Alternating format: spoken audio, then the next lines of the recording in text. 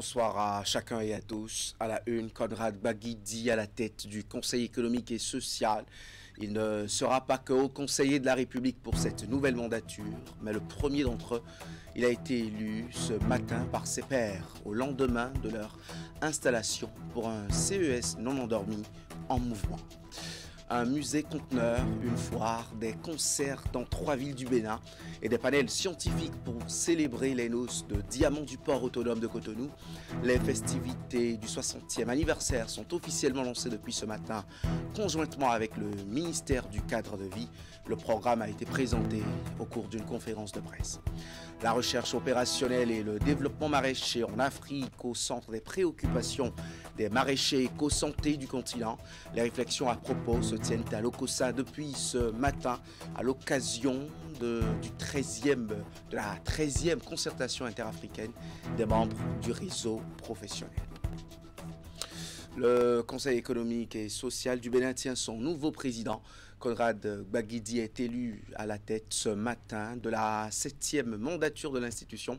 Son élection intervient 2 jours après l'installation des membres de l'institution par le chef de l'État lundi dernier au Palais de la Marina. Le nouveau président du CES est un entrepreneur franco-béninois engagé dans le développement socio-économique du Bénin. Il est l'actuel président de l'association pour le développement de la commune de Savalou. Eh bien, il est également connu pour près de 30 ans d'expérience dans le domaine de l'entrepreneuriat et fervent acteur du développement local. Son parcours et ses initiatives ont convaincu non seulement ses pairs, mais également le président de la République pour jouer ce rôle crucial d'une institution réformée. On va écouter ses propos en tout début, juste après son élection. Je veux rendre un hommage appuyé au président de la République, M. Patrice Talon, chef de l'État, chef de gouvernement. En me désignant comme son unique représentant au sein du Conseil économique et social national, il m'a accordé une confiance que je mesure pleinement. Cette confiance va bien au-delà de ma personne. Elle symbolise l'espoir placé en nous pour réussir cette nouvelle ère du Conseil économique et social, redéfinie par la loi organique de 2024. Chers collègues, nous avons une mission claire, un défi collectif. Le 24 février 2025, lors de l'installation de notre mandature, le chef de l'État nous a adressé un message limpide. J'emprunte quelques-uns de ces mots. De votre efficacité dépendra la longévité d'une institution longtemps galvaudée et maintes fois menacée de suppression. Nous avons un mandat d'action. Point de place à l'attente. Par notre adhésion massive, vous avez exprimé votre choix clair, celui du travail collectif, de la transformation et de l'efficacité. Ce vote n'est pas seulement une confiance à moi accordée, c'est une responsabilité partagée. Car un succès électoral n'a de valeur que s'il est transformé en réussite collective. Mais soyons lucides, ce succès n'est pas celui d'un individu, ce n'est pas celui d'un bureau de 3 personnes, il sera celui d'une équipe tout entière. Nous ne serons pas une institution endormie. Nous devrons être en mouvement, à l'écoute et au cœur de l'action. Un deuxième proverbe africain que je voudrais partager avec vous, cette fois-ci Bambara, qui nous interpelle également. Et ça, vous le connaissez probablement. Mieux vaut danser et tomber que d'attendre et se laisser surprendre. C'est pourquoi, dès maintenant, nous passons à l'action avec 4 mesures immédiates en attendant notre première séance de travail au sein du bureau et en plénière. Premièrement, nous installerons les conseils départementaux car une présence locale existe désormais par notre loi pour traduire concrètement les réformes et partager les voix des territoires. Deuxièmement, nous engagerons un séminaire d'intégration car s'approprier les textes, harmoniser nos méthodes et établir une feuille de route sera une priorité. Troisièmement, nous rédigerons les textes réglementaires internes définir les procédures précises pour assurer l'efficacité et la transparence de notre travail.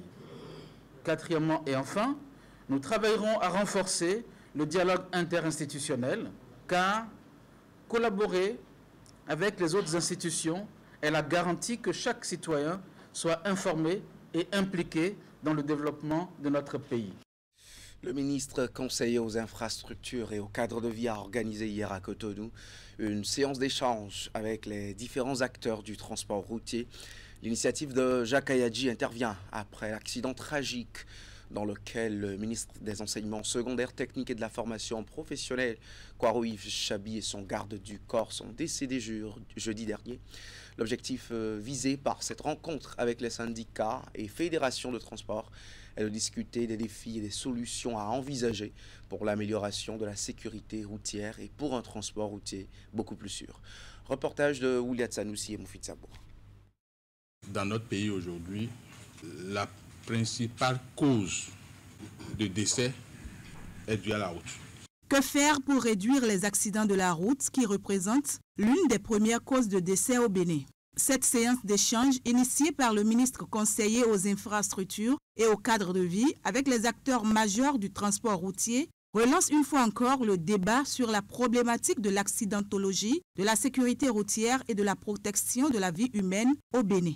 C'est une séance d'écoute, d'échange pour diagnostiquer, pour nous mirer nous-mêmes et voir ce qu'il faut faire pour inverser la tendance. Ce n'est pas les maladies au Bénin qui sont les principales causes de décès. Les transporteurs sans langue de bois ont exprimé leurs préoccupations qui vont de la vétusté du parc automobile à la surcharge des véhicules, les failles du contrôle technique des véhicules au niveau du CNSR, la concurrence déloyale des entreprises informelles, le manque de professionnalisation et de représentativité des acteurs du transport routier dans les instances de décision. Nous félicitons le gouvernement de notre pays pour nous avoir construit de beaux ouvrages, de belles routes. Mais la route seule ne suffit pas. Les véhicules qui circulent là-dessus, nous utilisons ça parce que nous sommes ici et les moyens ne sont pas adéquats pour qu'on puisse prendre d'autres véhicules. Sincèrement, nous sommes à l'agonie. Les tarifs ne sont pas du tout à la mesure de ce qu'on doit pratiquer. Les transporteurs ont également proposé des solutions pour améliorer les conditions sur les routes béninoises. Des propositions faites à cette séance figurent le lancement du centre de traitement des contraventions CTC, la réduction de la vitesse sur les routes et la professionnalisation des transporteurs. Cette réunion-là, son objectif, c'est une prise de conscience.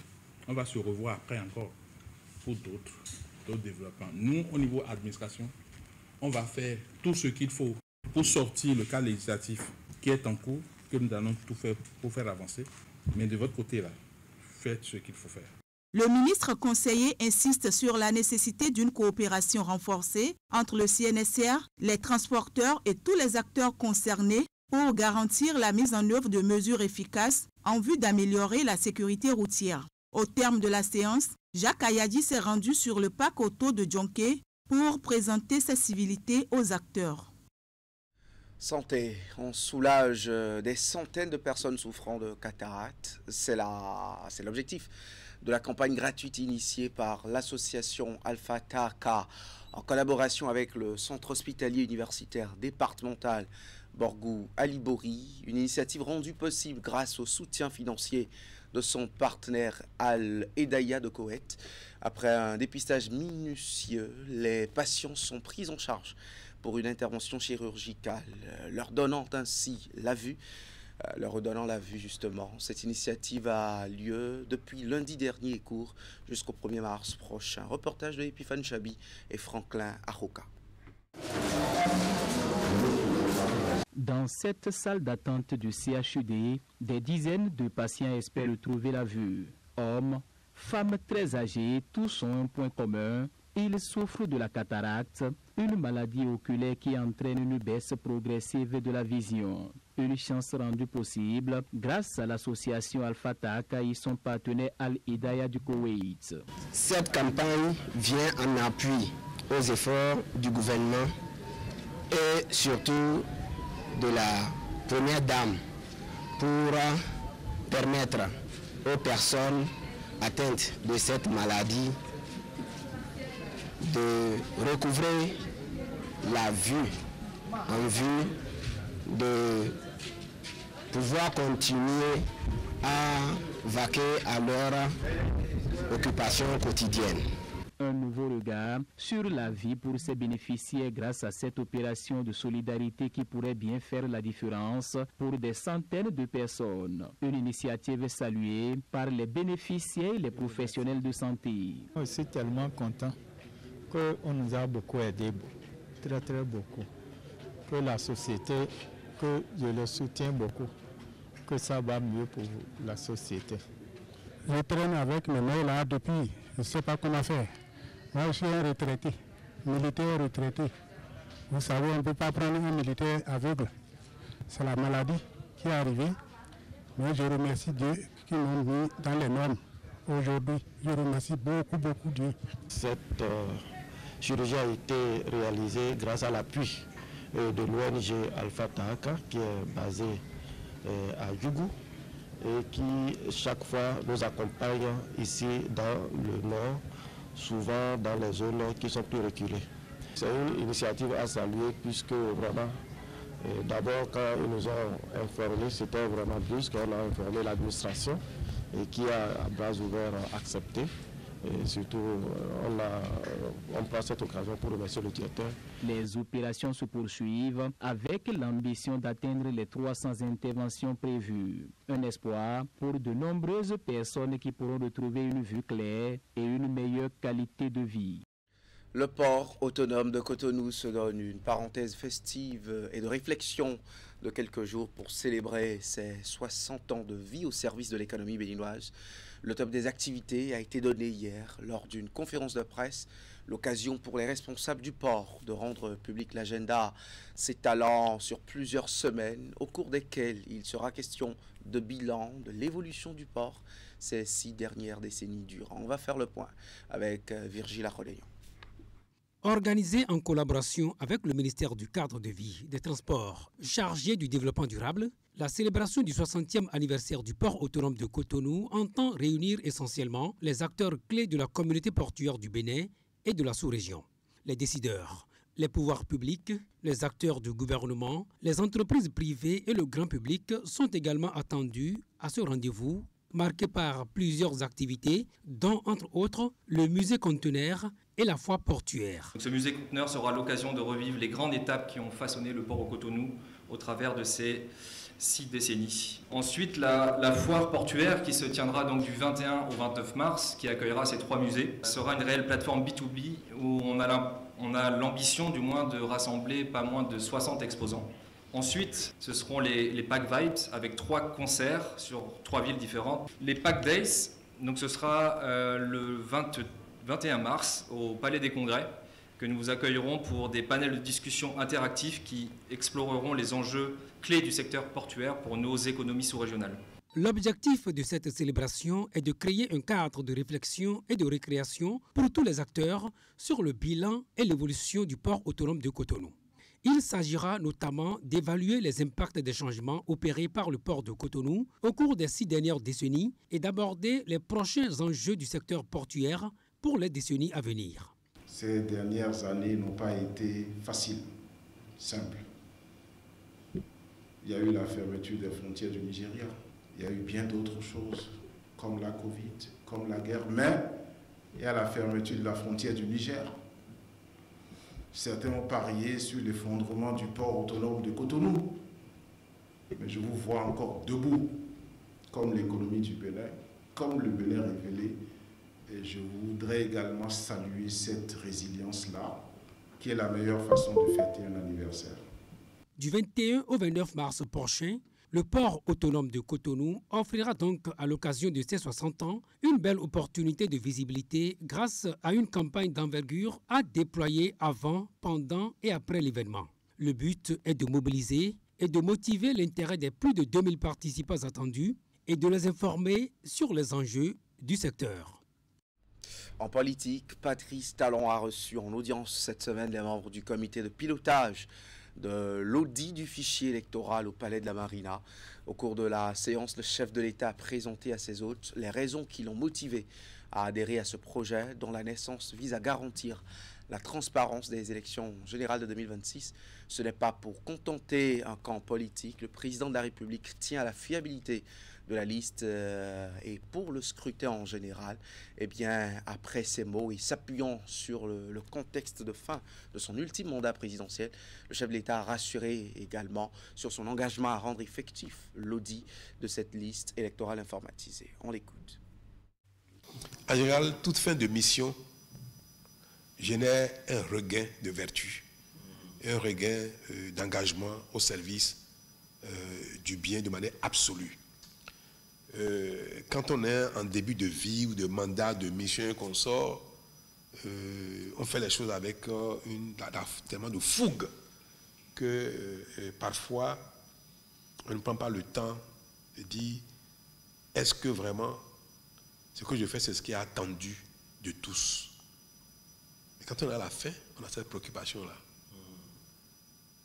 À bon entendeur. Vous savez ce qui me préoccupe. Quand on est à la fin, on veut que les choses soient parfaites. Absolument. Je comprends très bien, je m'en réjouis. Je m'en réjouis et je voudrais vous dire combien cette démarche est à saluer en tant que société civile. Et vous savez que tout ce qui relève de notre intérêt commun, moi je suis toujours enthousiaste pour les mettre en œuvre. Donc vous pouvez compter sur mon enthousiasme. Les membres du réseau africain des maraîchers éco-santé évaluent depuis ce matin au Bénin le travail abattu par leur creuset au cours de l'année écoulée. C'est à la faveur de la traditionnelle concertation interafricaine. C'est la 13e édition cette année. Les travaux sont placés sous le thème « La recherche opérationnelle et le développement maraîcher en Afrique ». Retour ici sur la cérémonie d'ouverture avec Narcisse Alessay et Florando. C'est une rencontre annuelle voulue par l'Union internationale des travailleurs de l'alimentation, de l'agriculture, de l'hôtellerie, du tabac, du catering et des branches connexes pour contribuer à passer du maraîchage conventionnel à celui éco-santé. Et nous comptons sur chaque maraîcher ici présent pour continuer la bataille. Nous avons affronté vents et marées, transformant chaque défi en levier de croissance, chaque obstacle en pierre d'édifice pour bâtir notre réseau RAMES plus fort et plus résilient. Un RAMES de plus en plus résilient qui initie ses membres à l'usage des alternatives et des produits de substitution aux intrants minéraux et chimiques. 3 jours durant, ils se rendent à l'école de l'approche éco-santé afin de la mettre en application à travers leurs activités quotidiennes. Déjà, nous faisons le maraîchage bio au Mali, mais c'est pour acquérir de nouvelles connaissances. Voilà, c'est pour notre bien même, mangeons sain et pour un environnement sain.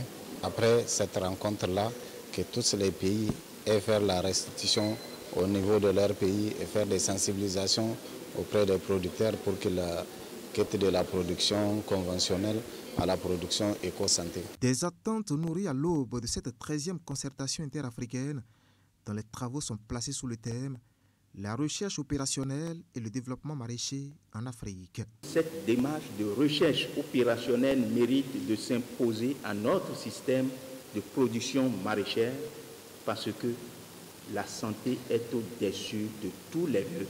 C'est un immense plaisir, je dirais un immense privilège d'être le garant de la santé et du bien-être des autres. Et c'est ce que vous êtes. Des garants du bien-être des autres façonnés justement par le programme Éco-Santé dont les acquis sont aujourd'hui visibles dans tous les pays membres. Nous avons des sites aujourd'hui qui sont certifiés donc au niveau du Burkina Faso où on peut aller toute sérénité donc, pour ces produits, donc, procurer donc, des produits. Les producteurs ont été également formés sur la technique de production, sur le concept même de l'approche éco-santé. Des acquis qui aujourd'hui apportent stabilité sociale et épanouissement aux membres du RAMES. Un réseau qui regroupe 7 pays de la sous-région, le Burkina Faso, la Côte d'Ivoire, le Sénégal, le Niger, le Togo, le Mali et le Bénin. Docteur Aimé Tchefa, c'est le nom de l'invité de Wahab Ali Para ce soir. Le politologue va revenir sur la marche qui est celle du Bénin sur la voie de la démocratie depuis la conférence nationale. C'est à 20 h, l'info continue et c'est la suite des programmes sur Canal 3 Bénin ce soir. Au revoir.